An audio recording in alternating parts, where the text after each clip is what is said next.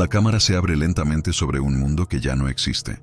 La luz es densa, el aire es pesado. Cada respiración quema, la Tierra respira diferente, y algo imposible domina el cielo. Hace más de 300 millones de años, durante el período carbonífero, el planeta era un lugar ajeno a cualquier forma de supervivencia humana. Los continentes aún no tenían los rostros que hoy reconocemos. Inmensos pantanos cubrían la superficie, extendiéndose hasta donde la vista no alcanzaba. Árboles primitivos, altos como edificios modernos, se alzaban sin flores ni frutos, formando bosques silenciosos y eternamente húmedos. El suelo era una masa viva de raíces, helechos gigantes y materia orgánica en descomposición constante. La atmósfera contenía algo que hoy sería letal, niveles de oxígeno que superaban el 35%. Un regalo para algunos seres, una condena para otros. Ese exceso invisible alimentó una transformación biológica sin precedentes. Los límites del tamaño comenzaron a romperse. Las reglas conocidas dejaron de aplicar. En este mundo, los insectos no eran pequeños. No se ocultaban, no huían. Dominaban. Libélulas con alas de más de 1 metro surcaban el aire como aves de presa. 1000 pies del tamaño de un automóvil se deslizaban entre la vegetación. Pero más allá de los fósiles conocidos, la ciencia plantea un escenario aún más inquietante. Insectos que, bajo condiciones extremas, podrían haber alcanzado longitudes cercanas a los 3 metros. Criaturas articuladas, blindadas, perfectamente adaptadas a un planeta que respiraba fuego. El evento no fue una explosión ni un impacto. Fue un proceso silencioso, lento, imparable. Segundo a segundo, el oxígeno acumulado durante millones de años permitió que los sistemas respiratorios de los insectos, basados en tráqueas, funcionaran sin limitaciones.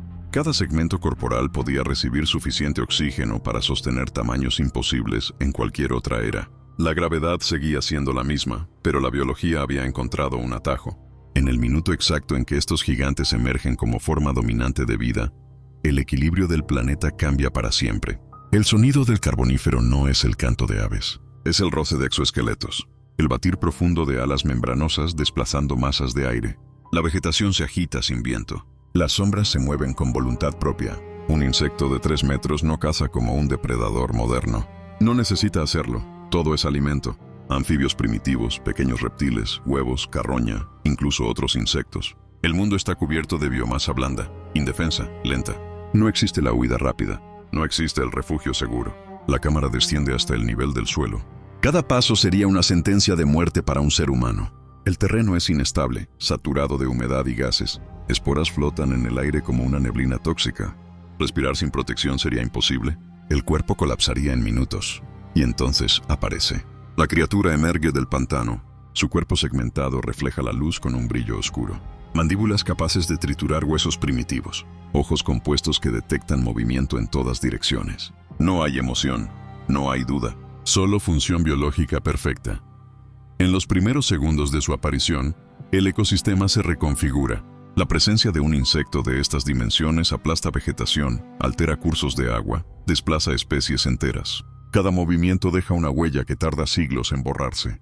Minuto a minuto, el carbonífero se convierte en un planeta gobernado por criaturas que hoy asociamos con lo insignificante. El concepto de plaga no existe. Ellos no invaden, ellos pertenecen. La ciencia moderna reconstruye este mundo a partir de fragmentos. Alas fosilizadas, impresiones en roca, restos de tráqueas gigantes. No hay huesos, no hay esqueletos completos, pero las ecuaciones no mienten. La física lo permite, la atmósfera lo explica, la evolución lo justifica. Si un ser humano apareciera aquí, no sobreviviría. No por ataque inmediato, sino por el entorno mismo. El aire lo envenenaría, el calor lo agotaría, la humedad colapsaría sus pulmones. Y si lograra resistir, no pasaría desapercibido. En el carbonífero no eras el depredador. Eras una anomalía, un organismo fuera de escala, un error condenado a desaparecer. La cámara se eleva nuevamente. El bosque infinito se extiende hasta el horizonte. Sobre él, una sombra cruza lentamente el cielo. El reinado de los insectos gigantes apenas comienza. El cambio no ocurre de golpe. No hay una explosión. No hay fuego cayendo del cielo. El colapso comienza en silencio. Respira, se mueve, y no puede detenerse. Las primeras horas tras el dominio absoluto de los insectos gigantes transforman el planeta desde sus cimientos. El carbonífero, ya extremo, entra en una fase de desequilibrio profundo. Cada movimiento de estas criaturas altera un sistema que había permanecido estable durante millones de años. No es una invasión repentina, es una consecuencia inevitable. En los pantanos, el agua deja de ser tranquila. Los cuerpos colosales remueven el sedimento, liberando gases atrapados durante siglos. Metano, dióxido de carbono, azufre. El aire se vuelve aún más pesado, más denso, más tóxico. El cielo adquiere tonos amarillentos y verdosos. La luz solar se filtra con dificultad, como si el propio planeta intentara ocultarse de lo que ha creado. Durante las primeras horas, los insectos gigantes no necesitan adaptarse. Todo ya está diseñado para ellos. Sus tráqueas funcionan al máximo rendimiento. Sus exoesqueletos resisten la humedad constante. Sus ciclos de crecimiento se aceleran gracias a la abundancia infinita de alimento. La biomasa vegetal cae rápidamente. Árboles primitivos son consumidos desde la base. Helechos gigantes desaparecen en cuestión de días. Las especies más pequeñas reaccionan tarde. Los anfibios primitivos, lentos y dependientes del agua, pierden sus refugios. Los reptiles tempranos, aún incapaces de una regulación térmica eficiente, quedan expuestos. No hay lugar donde esconderse. No hay noche segura. El suelo vibra constantemente. En cuestión de días, el equilibrio ecológico se rompe. Las cadenas alimenticias colapsan desde la base. Cuando los insectos gigantes consumen la vegetación de forma masiva, el oxígeno que antes sustentaba su tamaño comienza a disminuir lentamente. Pero el planeta aún no lo sabe. Todavía respira veneno. Todavía alimenta a sus propios depredadores. Las semanas siguientes marcan un punto sin retorno. La deforestación natural causada por estas criaturas libera enormes cantidades de carbono a la atmósfera. El clima cambia. Las lluvias se vuelven más intensas. Las tormentas eléctricas se multiplican, alimentadas por una atmósfera rica en oxígeno. Cada rayo incendia regiones enteras, pero el fuego no se comporta como en el mundo moderno. Aquí, las llamas son más rápidas, más calientes, más violentas. El planeta arde y se regenera al mismo tiempo. Meses después, los ecosistemas comienzan a mostrar señales de agotamiento. La abundancia que permitió el gigantismo empieza a disminuir. Los insectos gigantes, ahora demasiado grandes para un entorno en declive, se enfrentan a un nuevo enemigo: la escasez. El oxígeno baja lentamente, no de forma dramática, sino constante. Imperceptible, letal a largo plazo. Algunos mueren, otros no logran completar su desarrollo. Las generaciones siguientes nacen más pequeñas, no por evolución consciente, sino por necesidad biológica. El planeta está corrigiendo su error, pero el daño ya está hecho. Regiones enteras quedan estériles. Pantanos colapsan. El carbono enterrado durante millones de años se libera. El clima global se vuelve inestable. El carbonífero avanza hacia su final sin saberlo. Cada insecto gigante es tanto síntoma como causa del colapso. Si una inteligencia pudiera observar este mundo desde el futuro, entendería que no fue un reinado eterno. Fue un pico, un experimento extremo de la vida empujando los límites de lo posible. Un recordatorio brutal de que la naturaleza no busca equilibrio, sino supervivencia momentánea. La cámara se detiene sobre un paisaje devastado. Troncos caídos, agua oscura, el aire vibrando con un silencio extraño. El mundo no ha terminado. Pero ya no es el mismo, y lo que viene después cambiará la historia de la vida para siempre. Millones de años después del colapso, cuando los continentes ya se han desplazado, cuando los océanos han cambiado de forma y la atmósfera respira de nuevo dentro de límites reconocibles, la Tierra conserva cicatrices profundas del carbonífero. No son visibles a simple vista, no gritan, pero están ahí, atrapadas en la roca, comprimidas por el peso del tiempo. Las pruebas no llegan en forma de esqueletos completos. Los insectos no dejan huesos. Su legado es fragmentario. Alas fosilizadas con venas imposiblemente grandes, impresiones corporales en sedimentos antiguos, rastros de mandíbulas en restos vegetales petrificados. Cada hallazgo es una pieza de un rompecabezas que desafía la intuición moderna. La ciencia reconstruye este mundo con paciencia. Analiza la química de la atmósfera antigua atrapada en burbujas microscópicas. Mide la densidad del oxígeno. Simula la difusión de gases en sistemas traqueales. Y una conclusión emerge, incómoda pero clara. El gigantismo no fue una anomalía aislada. Fue una consecuencia directa del planeta que existía entonces. Los insectos de tamaño colosal no fueron monstruos. Fueron respuestas biológicas perfectas a un entorno extremo. Cuando el oxígeno descendió, desaparecieron. No por derrota, sino por adaptación forzada. La vida redujo su escala para sobrevivir. Ese ajuste cambió el curso de la evolución para siempre, Con el fin del Carbonífero, los insectos gigantes se extinguieron lentamente. El mundo se volvió menos húmedo. Los pantanos se secaron. Las plantas cambiaron. Los vertebrados comenzaron a ocupar nichos dominantes. El aire se volvió respirable para pulmones más complejos. La Tierra dejó atrás su experimento más radical. Pero sin ese experimento, el futuro no habría sido posible. El carbono enterrado por aquellos bosques primitivos se transformó, con el tiempo, en carbón, petróleo y gas, energía fósil. La base invisible de la civilización moderna.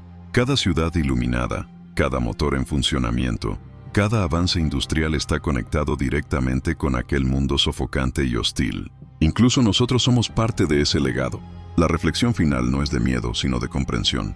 El Carbonífero demuestra que la Tierra no es estática, no es estable por naturaleza. Cambia, prueba, empuja límites. Y cuando algo deja de funcionar, se transforma sin piedad. Si el ser humano hubiera existido entonces, no habría sobrevivido. No por falta de inteligencia, sino porque el planeta aún no estaba hecho para nosotros. La vida no se adapta al individuo. El individuo se adapta a la vida o desaparece. Hoy, al alterar la atmósfera una vez más, estamos repitiendo un acto antiguo. Cambiamos la composición del aire. Aceleramos procesos, forzamos límites. La diferencia es que ahora somos conscientes. La cámara se aleja lentamente del paisaje fósil. Capas de roca se superponen. Eras enteras pasan en segundos, hasta llegar al presente, un mundo estable, frágil, dependiente de equilibrios invisibles. Los insectos gigantes ya no caminan sobre la Tierra, pero su historia sigue respirando bajo nuestros pies. La pregunta final no es qué tan grandes pueden volverse los monstruos del pasado. La pregunta es si hemos aprendido algo de ellos. Porque la Tierra siempre sobrevive. ¿Quién debe adaptarse? Somos nosotros. El mundo no siempre perteneció a los gigantes que caminaban sobre la Tierra. Antes de que los rugidos dominaran las llanuras, antes de que las huellas colosales marcaran el polvo del Cretácico, el verdadero poder aguardaba en silencio. Bajo la superficie inmóvil del agua, donde la luz se fragmenta y el tiempo parece detenerse, reinaba una presencia antigua, paciente e implacable. El planeta, hace aproximadamente 112 millones de años, era otro. La África Cretácica no era un desierto, era un continente vivo, húmedo, atravesado por sistemas fluviales tan vastos que hoy resultarían inimaginables.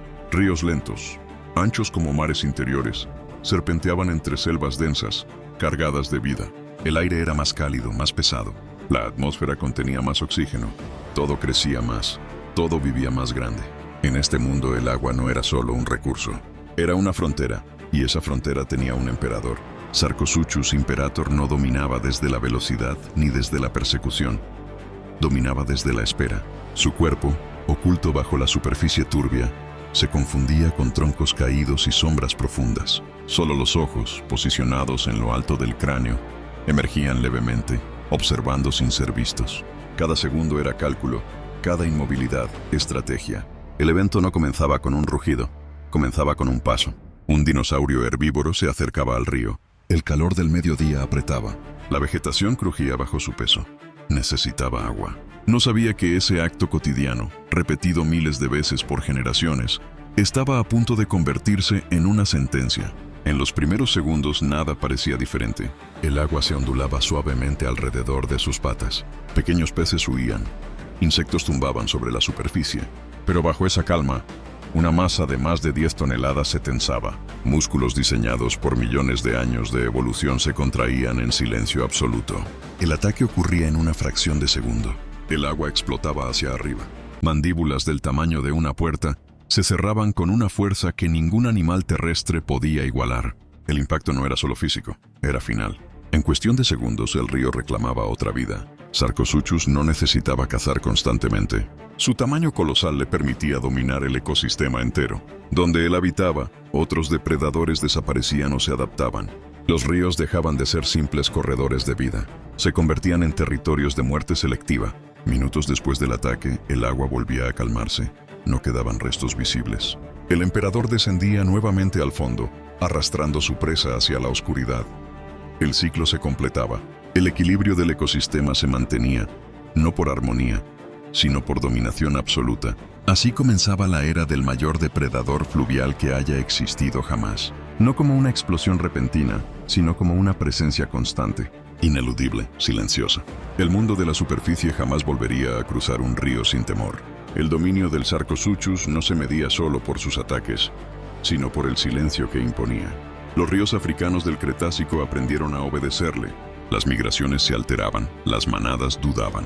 Incluso los grandes carnívoros terrestres evitaban beber en ciertos tramos donde la superficie permanecía demasiado quieta, demasiado perfecta. El cuerpo del Sarcosuchus estaba diseñado para ese mundo. Su cráneo alargado no era una simple arma, sino una herramienta de precisión. Cada diente, cónico y robusto, estaba hecho para perforar, sujetar y no soltar jamás. La presión de su mordida superaba cualquier resistencia conocida en su época. No trituraba, no desgarraba. Aplastaba la realidad misma de su presa. La piel, cubierta por osteodermos gruesos y solapados, funcionaba como una armadura viviente. No existía ataque frontal capaz de penetrarla bajo el agua. Incluso fuera de ella, su masa lo convertía en una fortaleza móvil. Cuando emergía parcialmente en las orillas, el suelo temblaba bajo su peso. No necesitaba correr, no necesitaba huir. Todo a su alrededor debía adaptarse a él. El paisaje era testigo de esta supremacía. Árboles gigantes proyectaban sombras eternas sobre las aguas marrones. Helechos del tamaño de edificios cubrían las riberas. El aire vibraba con sonidos primitivos, insectos, aves arcaicas, reptiles ocultos entre la vegetación. Y en el centro de todo, el río fluía como una arteria vital, inmortal. Con el paso de las horas, tras cada ataque, el impacto se extendía más allá de una sola muerte. La desaparición de un individuo alteraba rutas, cambiaba patrones de alimentación, modificaba jerarquías. El Sarcosuchus no solo cazaba cuerpos, moldeaba comportamientos, reescribía la lógica de la supervivencia. Los científicos modernos saben hoy que su crecimiento no se detenía temprano como en los cocodrilos actuales. Sarcosuchus continuaba creciendo durante gran parte de su vida. Cada año lo hacía más dominante, más peligroso, más imposible de desafiar. Era un depredador que no conocía el límite natural del tamaño. El propio ecosistema era el único freno, pero incluso los emperadores dependen de su mundo. Los ríos que los sostenían debían ser amplios, profundos y estables. Las lluvias constantes alimentaban esos sistemas fluviales. El clima cálido mantenía una productividad biológica extraordinaria. Peces gigantes, tortugas colosales y dinosaurios semiacuáticos coexistían en un delicado equilibrio, sostenido por la abundancia y por el miedo. En los primeros minutos tras un ataque, el agua se teñía de sedimentos y burbujas.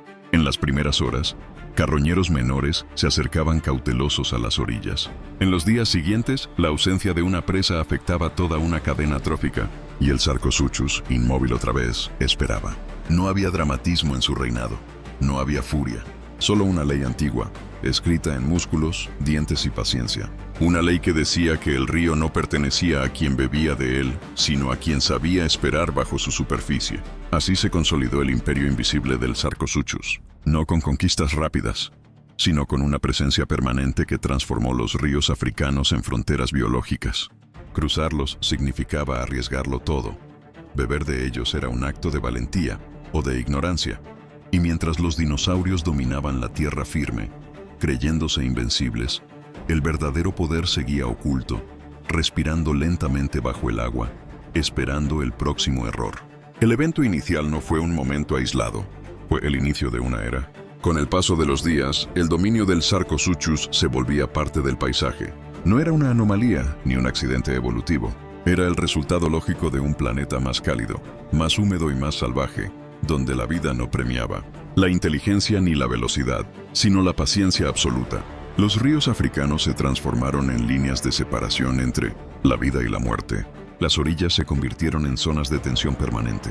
Cada sonido del agua, cada vibración mínima, activaba respuestas instintivas en las criaturas que dependían de ella. El miedo no paralizaba, refinaba. Solo sobrevivían aquellos capaces de interpretar el silencio. Sarcosuchus no necesitaba mostrar su poder constantemente. Su sola existencia alteraba el equilibrio. En tramos enteros de los ríos, la biodiversidad cambiaba. Algunas especies prosperaban bajo su sombra, alimentándose de restos. Otras desaparecían lentamente, incapaces de adaptarse a un depredador que no cometía errores. El mundo antes de su reinado había sido distinto. Los cruces fluviales eran más frecuentes, las migraciones más directas, la abundancia menos peligrosa. Pero con la consolidación del imperio del Sarcosuchus, el agua dejó de ser un refugio, se convirtió en una prueba. Los científicos modernos comprenden hoy que este tipo de superdepredador no destruye un ecosistema, lo redefine. Al imponer límites extremos, obliga a la vida a especializarse, a adaptarse, a evolucionar. El Sarcosuchus no fue un monstruo fuera de control, fue un regulador biológico llevado al extremo máximo que el planeta podía sostener. Y sin embargo, incluso los imperios más sólidos dependen de la estabilidad del mundo que los rodea. Cambios mínimos en el clima, en el caudal de los ríos, en la vegetación de las riberas, podían alterar ese equilibrio invisible. Lo que parecía eterno estaba en realidad sostenido por condiciones muy precisas, condiciones que no durarían para siempre. El contexto estaba completo, el escenario estaba establecido, el emperador reinaba sin oposición. Pero pronto, ese dominio silencioso comenzaría a desencadenar consecuencias que irían más allá de una sola presa, más allá de un solo río. Cuando los dinosaurios cruzaban el agua, no solo arriesgaban sus vidas, alteraban el frágil balance de un mundo entero. Así termina el contexto, y así comienza el colapso. El colapso no comenzó con un estruendo, comenzó con una repetición. Cada nuevo cruce de río reforzaba una verdad invisible. El equilibrio estaba siendo empujado hacia su límite. En las primeras horas posteriores a los ataques recurrentes del Sarcosuchus, los ecosistemas no reaccionaban con caos inmediato, sino con ajustes sutiles, casi imperceptibles. Pero en la naturaleza, lo sutil suele ser el preludio de lo irreversible.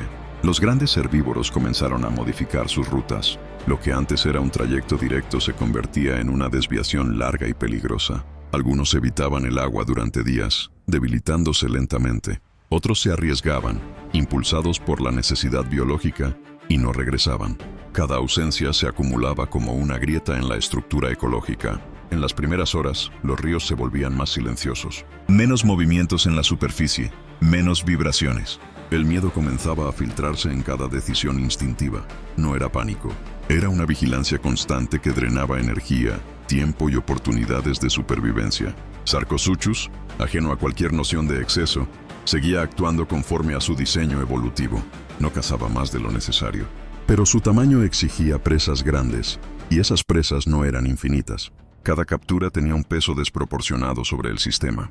Con el paso de los días, el impacto se amplificaba. Las poblaciones de ciertos dinosaurios disminuían en zonas específicas. Esto liberaba vegetación que antes era consumida, alterando la composición de las riberas. Nuevas plantas dominaban, otras desaparecían.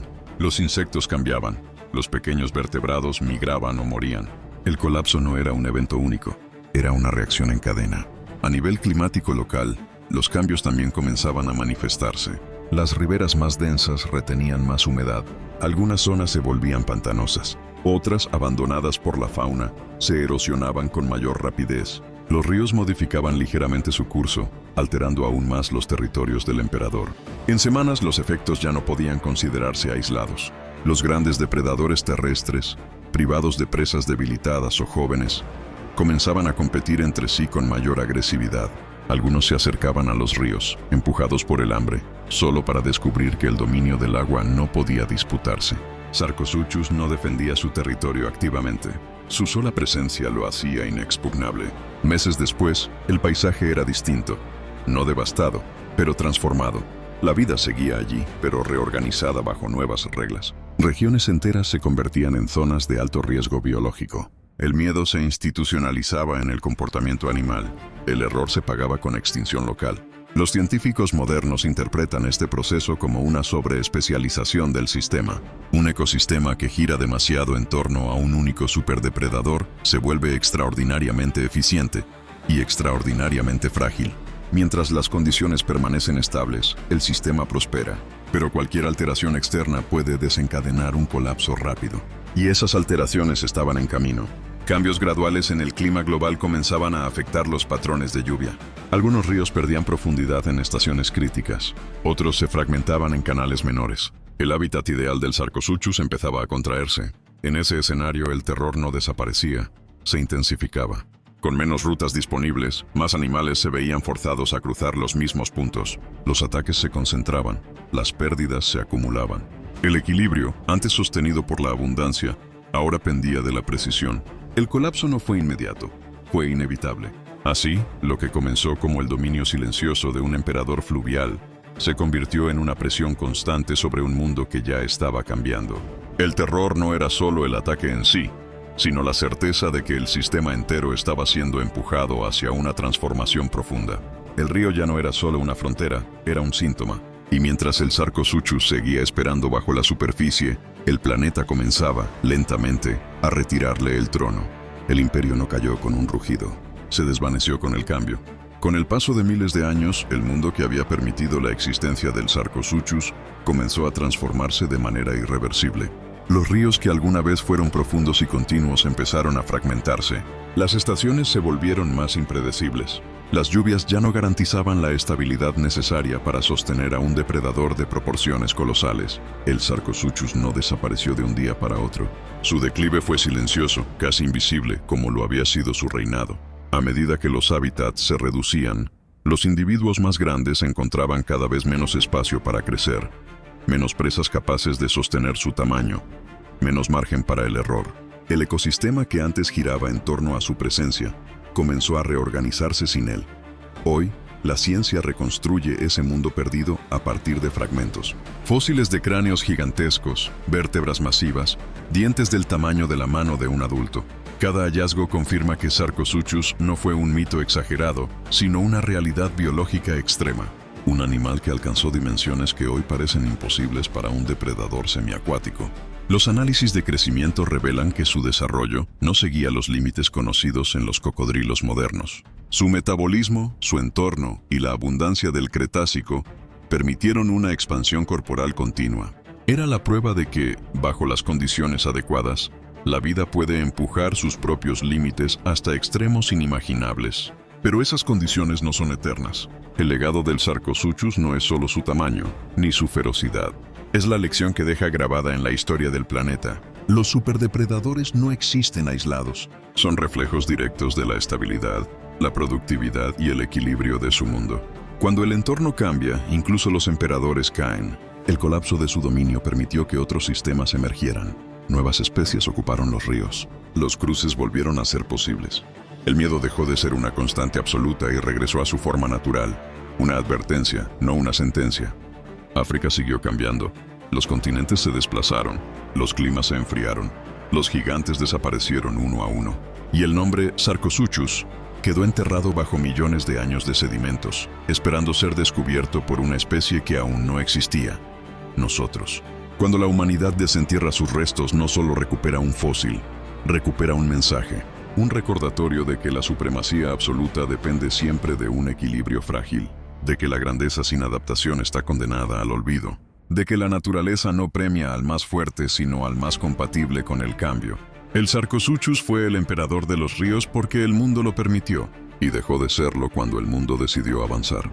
El agua sigue fluyendo, los ríos siguen cruzando continentes, pero ya no esconden emperadores. Sin embargo, cada corriente lleva consigo la memoria de un tiempo en el que beber agua era un acto de valentía, y en el que el silencio bajo la superficie significaba muerte o supervivencia.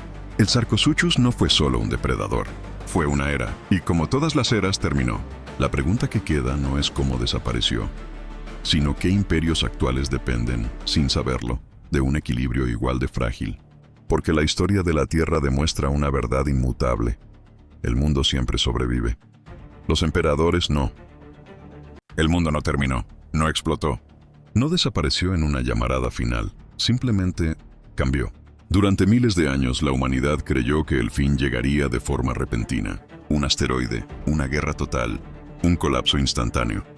Pero la ciencia moderna comenzó a revelar una verdad mucho más inquietante. El verdadero final no sería un momento, sino un proceso, silencioso, lento, imparable.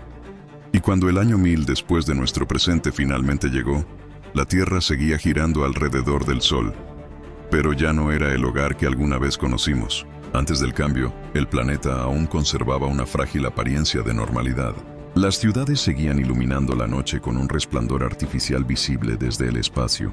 Los océanos continuaban regulando el clima global, absorbiendo calor y carbono. Los bosques, aunque reducidos, todavía respiraban junto a la atmósfera. A simple vista, la civilización parecía estable. Pero bajo esa superficie familiar, los sistemas que habían mantenido el equilibrio durante millones de años ya estaban cediendo. La temperatura media global había aumentado apenas unos grados, una cifra que durante décadas fue subestimada. Sin embargo, en términos planetarios, esos grados eran la diferencia entre estabilidad y transformación total. El hielo que durante eras había permanecido inmóvil comenzó a retirarse sin detenerse. Groenlandia y la Antártida liberaron lentamente billones de toneladas de agua dulce hacia los océanos, alterando las corrientes marinas que distribuían el calor por todo el planeta. El motor climático de la Tierra empezó a fallar. Al principio, nadie lo percibió como un punto de no retorno. Las primeras señales fueron sutiles: mareas ligeramente más altas, temporadas de lluvias impredecibles, olas de calor que batían récords año tras año. Pero los modelos científicos advertían algo inquietante. El sistema climático estaba entrando en un estado desconocido, uno que la humanidad jamás había experimentado. El momento exacto en que la Tierra se volvió irreconocible no ocurrió en un solo día. Ocurrió en una sucesión de instantes críticos, separados por décadas, que juntos empujaron al planeta más allá de cualquier referencia histórica. Uno de esos instantes llegó cuando los océanos, saturados de calor, dejaron de cumplir su función reguladora.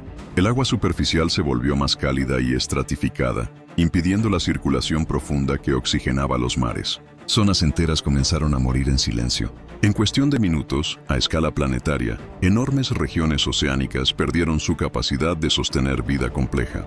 Los arrecifes de coral, que habían sobrevivido a extinciones masivas anteriores, colapsaron casi por completo. Con ellos, desaparecieron las cadenas alimenticias que sustentaban a millones de especies. El océano, que había sido el mayor aliado de la vida, comenzó a transformarse en un entorno hostil. Mientras tanto, en tierra firme, la atmósfera retenía más energía de la que podía liberar.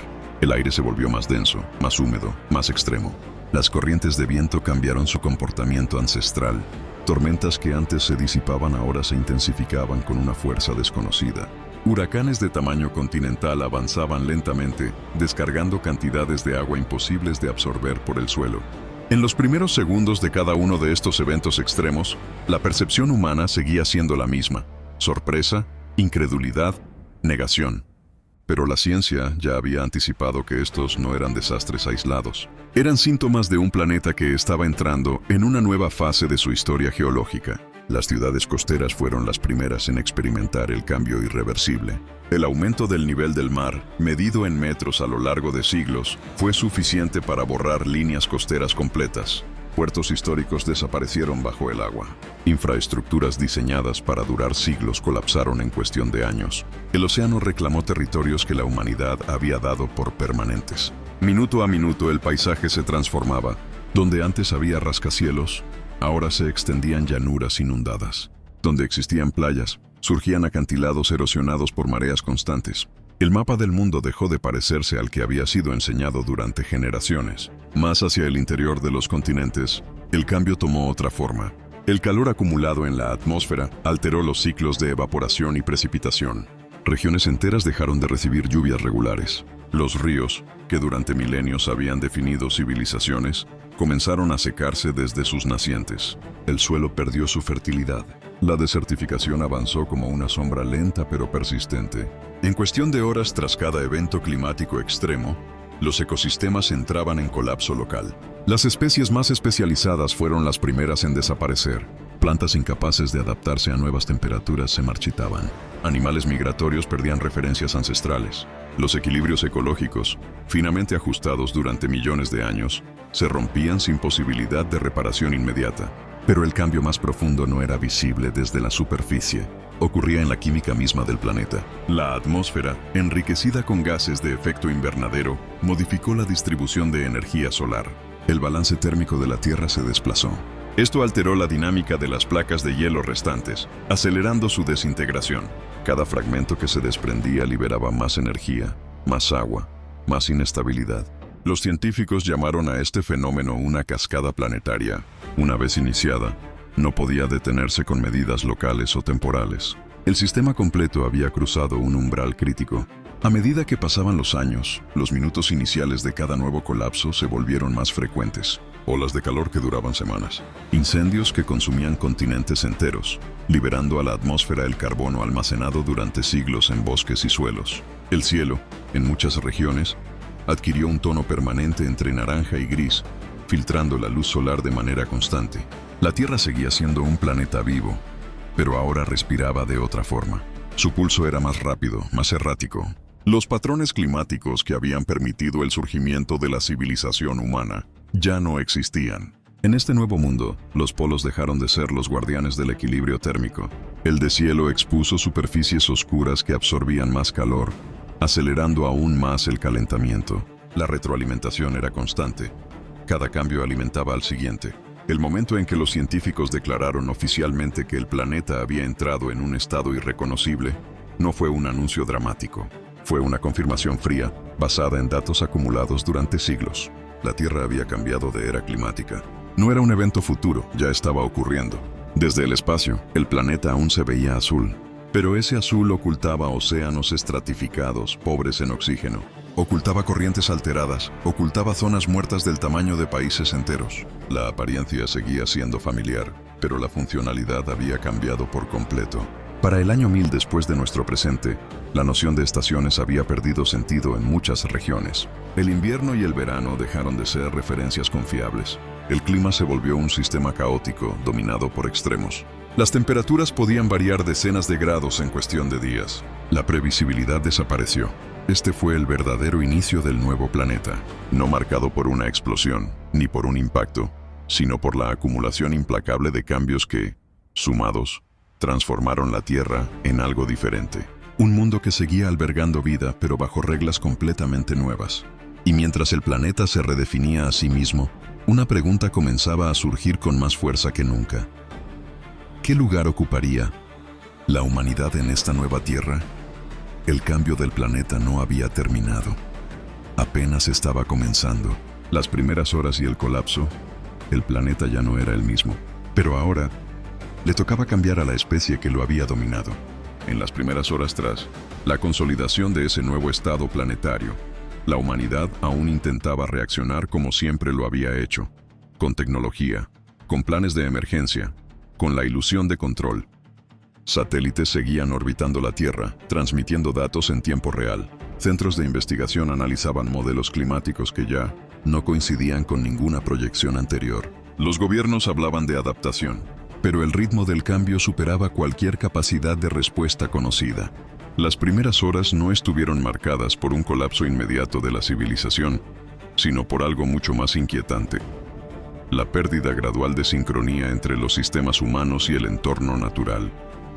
Infraestructuras diseñadas para climas estables comenzaron a fallar de forma impredecible. Redes eléctricas colapsaban bajo temperaturas extremas. Sistemas de refrigeración dejaban de funcionar en regiones donde el calor ya no descendía durante la noche. El concepto mismo de normalidad dejó de existir. En cuestión de días, las megaciudades se convirtieron en espacios hostiles. Millones de personas quedaron atrapadas en entornos urbanos donde el agua potable escaseaba y el aire se volvía cada vez más difícil de respirar. La combinación de calor extremo y contaminación atmosférica provocó un aumento exponencial de enfermedades respiratorias y cardiovasculares. Los hospitales, saturados, operaban sin descanso mientras los suministros comenzaban a interrumpirse. El impacto no fue uniforme. Algunas regiones colapsaron con mayor rapidez que otras. Las zonas costeras, ya debilitadas por la subida del nivel del mar, enfrentaron evacuaciones masivas. Países enteros comenzaron a desplazarse tierra adentro, pero no todos tenían a dónde ir. Las fronteras, líneas imaginarias creadas en un planeta estable, perdieron sentido frente a un entorno que ya no reconocía límites políticos. En las primeras semanas, la producción de alimentos se convirtió en el problema central. Las alteraciones climáticas habían reducido drásticamente las zonas cultivables. Sequías prolongadas y lluvias torrenciales destruían cosechas antes de que pudieran ser recolectadas. Los suelos, agotados por siglos de explotación intensiva, no podían adaptarse con la rapidez necesaria. La seguridad alimentaria global colapsó de forma progresiva. Las primeras reacciones humanas fueron desesperadas. Migraciones masivas se extendieron por continentes enteros. Millones de personas abandonaron regiones inhabitables en busca de condiciones mínimamente estables, pero el planeta ofrecía cada vez menos refugios. Las tensiones sociales aumentaron. Los conflictos por recursos básicos se multiplicaron. El orden global comenzó a fragmentarse. Mientras tanto, la ciencia observaba otro fenómeno silencioso pero decisivo. El cuerpo humano, tal como había evolucionado, no estaba preparado para este nuevo mundo. El calor constante alteraba la fisiología. La deshidratación crónica se volvió común. La exposición prolongada a niveles elevados de radiación solar, filtrada de manera diferente por una atmósfera alterada, incrementó los casos de mutaciones celulares y enfermedades degenerativas.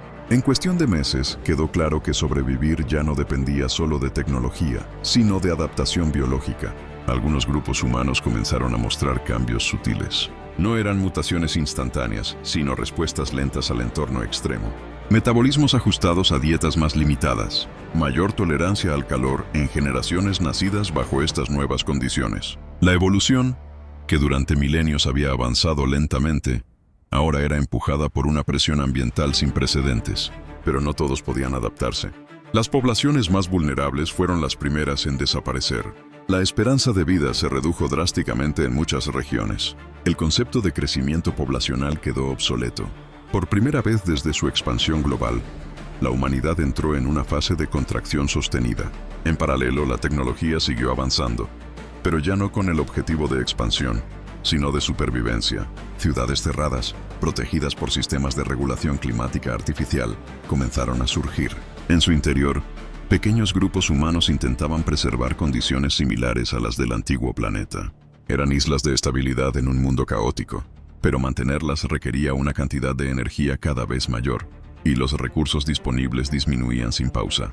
A lo largo de los meses siguientes, la división de la especie se volvió evidente.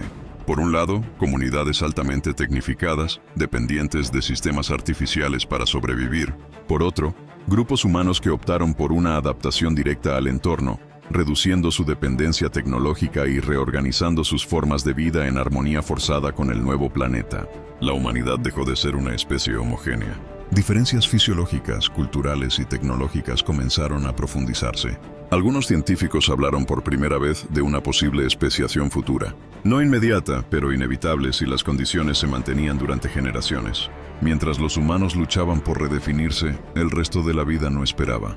Muchas especies desaparecieron, incapaces de adaptarse a la velocidad del cambio, pero otras prosperaron. Organismos oportunistas, resistentes a condiciones extremas, comenzaron a dominar ecosistemas enteros. Insectos, bacterias y formas de vida marina adaptadas a bajos niveles de oxígeno se expandieron rápidamente. Los océanos, transformados, se convirtieron en el principal escenario de esta nueva evolución. Allí donde la presión selectiva era brutal, nuevas cadenas alimenticias emergieron. Criaturas adaptadas a aguas más cálidas y ácidas reemplazaron a las antiguas especies dominantes. La vida no se extinguía, se reorganizaba. En tierra firme, los paisajes cambiaron de manera radical. Bosques templados dieron paso a sabanas áridas. Selvas colapsadas fueron sustituidas por ecosistemas más simples pero resilientes. El planeta ya no favorecía la diversidad exuberante del pasado, sino la eficiencia extrema. Con el paso de los meses, la humanidad comenzó a comprender una verdad incómoda. El planeta no estaba muriendo, estaba respondiendo.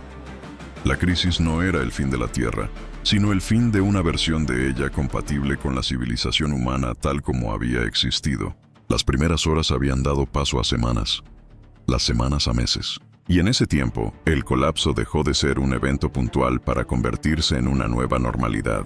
La pregunta ya no era cómo salvar el mundo, sino cómo encajar en él. La humanidad se encontraba ante una bifurcación evolutiva: adaptarse, transformarse o desaparecer.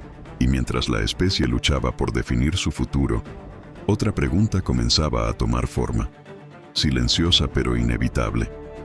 Si los humanos ya no podían dominar la Tierra como antes, ¿quién lo haría? Cuando el polvo de los primeros colapsos se asentó y el ruido del mundo antiguo se apagó, quedó algo más difícil de aceptar que la destrucción misma: la evidencia. La Tierra había cambiado de forma permanente, y las huellas de esa transformación quedaron registradas en cada capa del planeta, en los sedimentos marinos, en los hielos residuales, en la química del aire atrapada en minerales recién formados. El planeta estaba escribiendo una nueva página de su historia, y lo hacía con una claridad que ninguna civilización futura podría ignorar. Los científicos del Nuevo Mundo comprendieron que el legado de la humanidad no se mediría solo en ruinas urbanas o tecnologías abandonadas, sino en señales geológicas duraderas, un horizonte estratigráfico marcado por compuestos sintéticos, metales raros y cambios abruptos en la composición isotópica del carbono.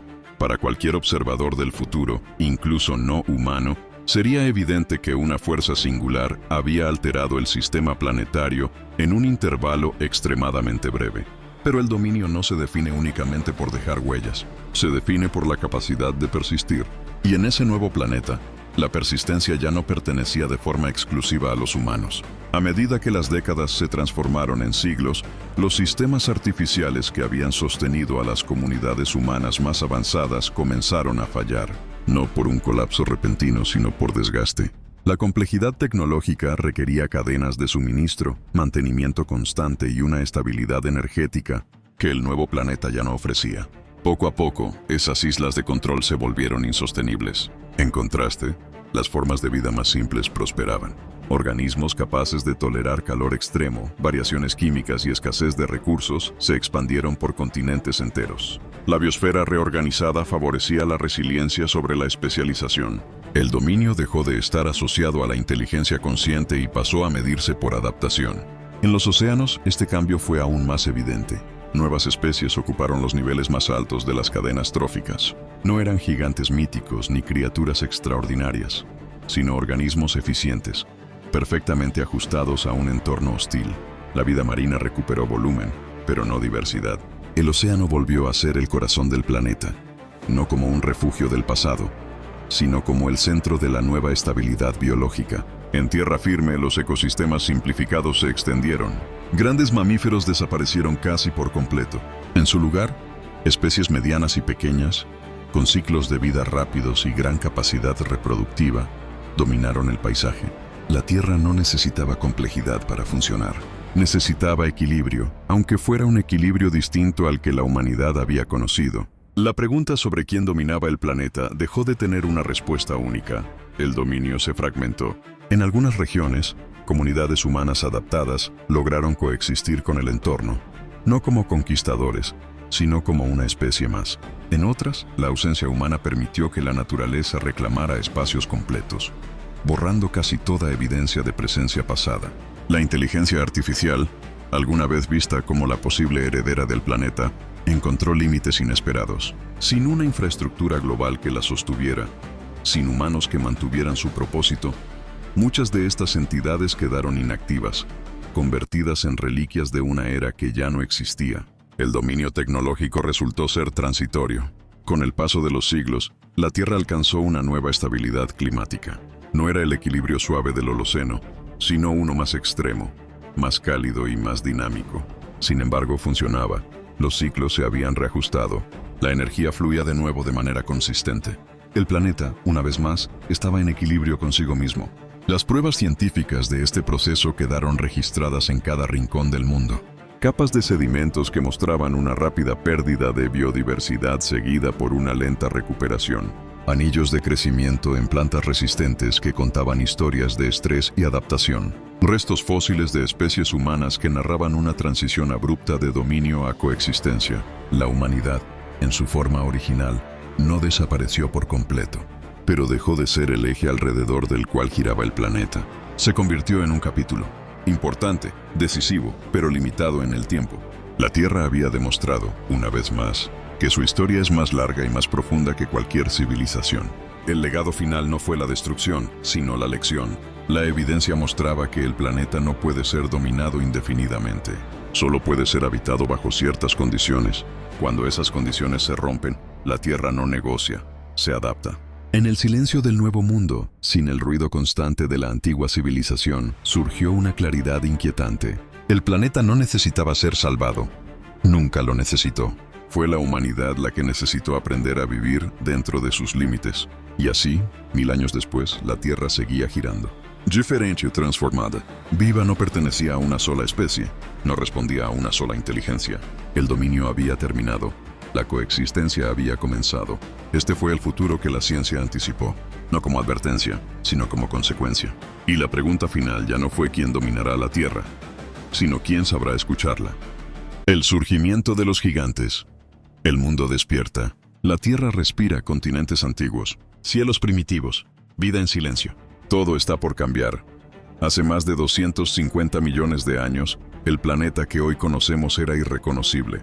No existían las ciudades, ni los océanos tenían la forma actual, ni las montañas se elevaban como las vemos ahora. La Tierra era un territorio salvaje, dominado por fuerzas geológicas inmensas y por un clima impredecible. Los continentes estaban unidos en una sola masa gigantesca llamada Pangea, rodeada por un único océano global. Era un mundo diferente, casi alienígena, un escenario primitivo donde la vida apenas comenzaba a recuperarse de una de las mayores extinciones de la historia. El aire era más denso, más caliente, cargado de dióxido de carbono. Los volcanes dominaban el horizonte y enormes ríos de lava recorrían la superficie. Tormentas eléctricas iluminaban cielos rojizos y vastos desiertos se extendían por miles de kilómetros. En este entorno hostil, la vida luchaba por sobrevivir. Reptiles primitivos, insectos gigantes y plantas resistentes formaban ecosistemas frágiles que trataban de adaptarse a un planeta en constante transformación. Durante millones de años, la evolución trabajó en silencio. Pequeñas criaturas caminaban entre bosques de coníferas y helechos. Eran seres modestos, de cuerpos ligeros y movimientos rápidos, apenas visibles en la inmensidad del paisaje. Nadie podría haber imaginado que, a partir de esas formas simples, nacerían los animales más impresionantes que jamás hayan pisado la Tierra. El período Triásico avanzaba lentamente.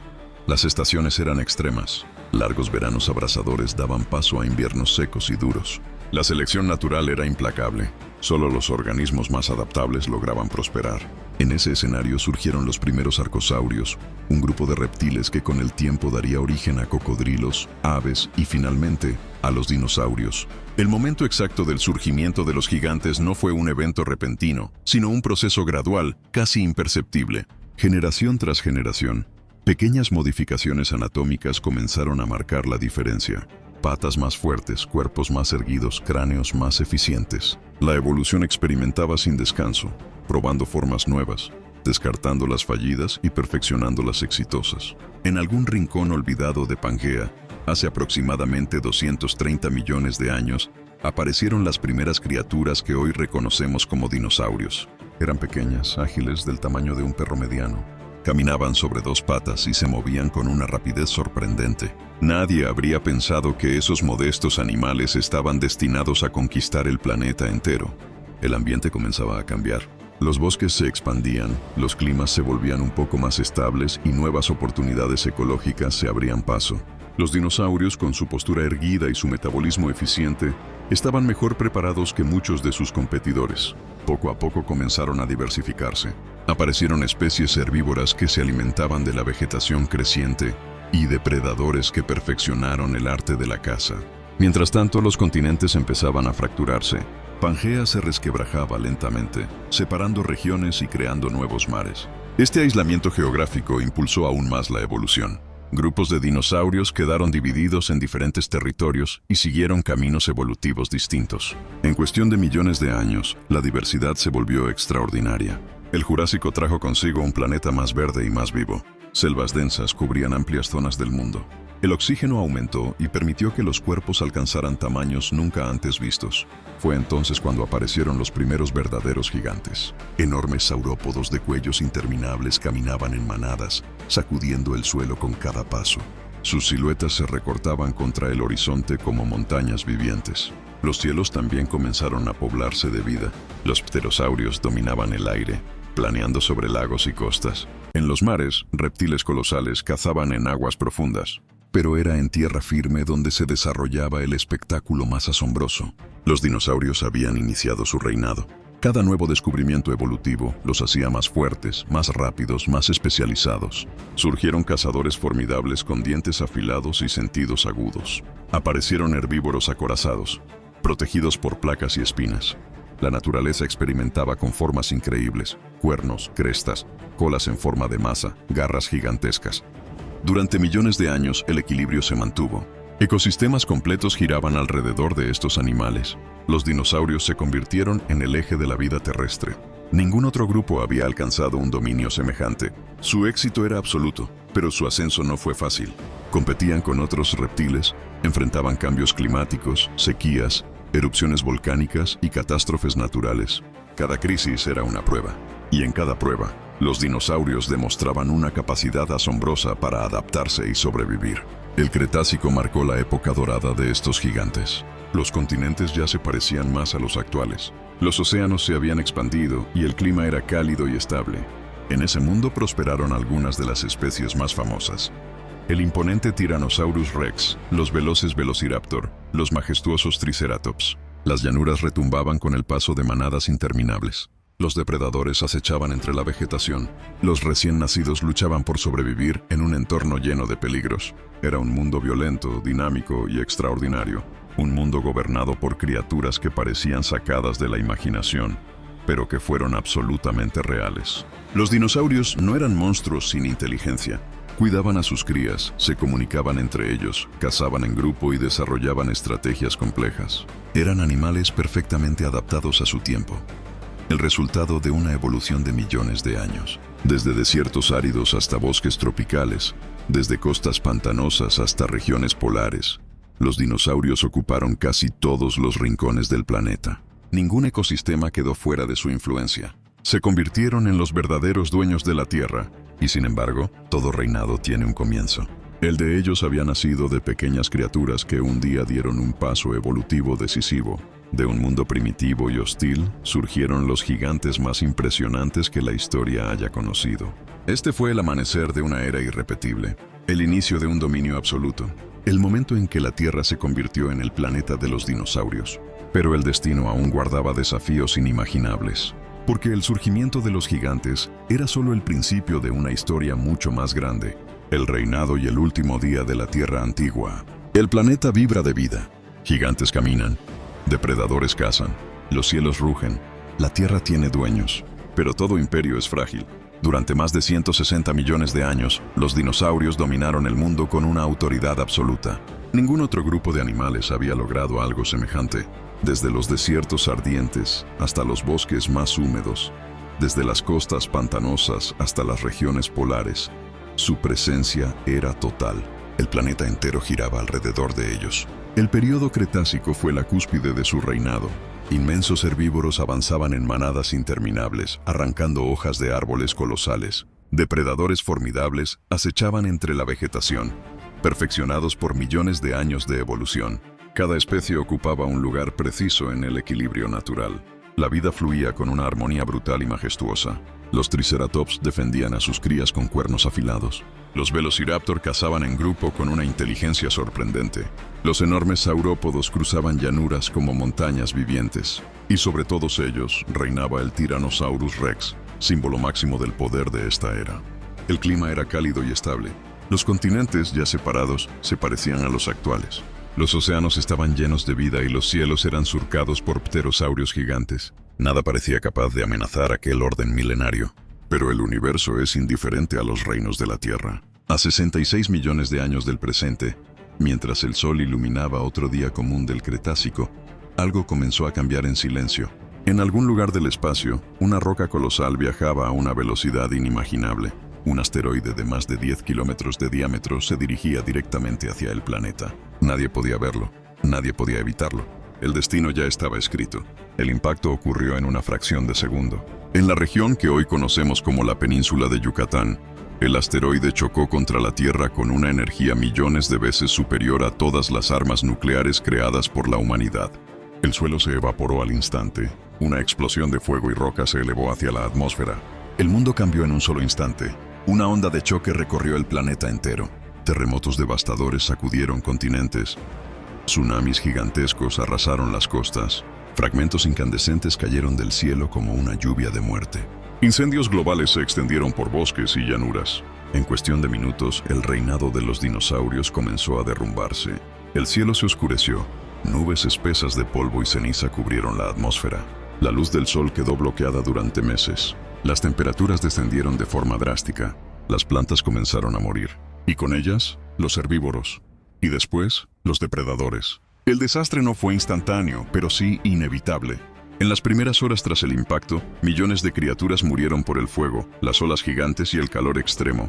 En los días siguientes, el mundo se convirtió en un lugar irreconocible. Ríos contaminados, bosques calcinados, cielos oscuros. El equilibrio que había tardado eras en construirse se desmoronó por completo.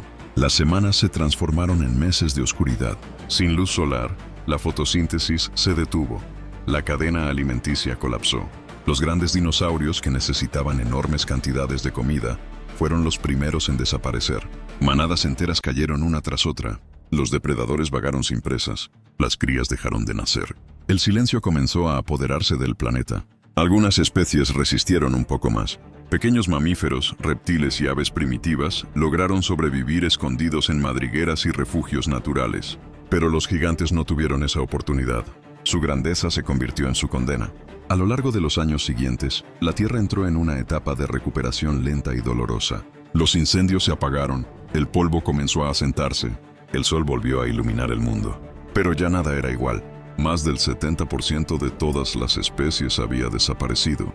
Los dinosaurios, que habían dominado el planeta durante una eternidad biológica, se extinguieron casi por completo.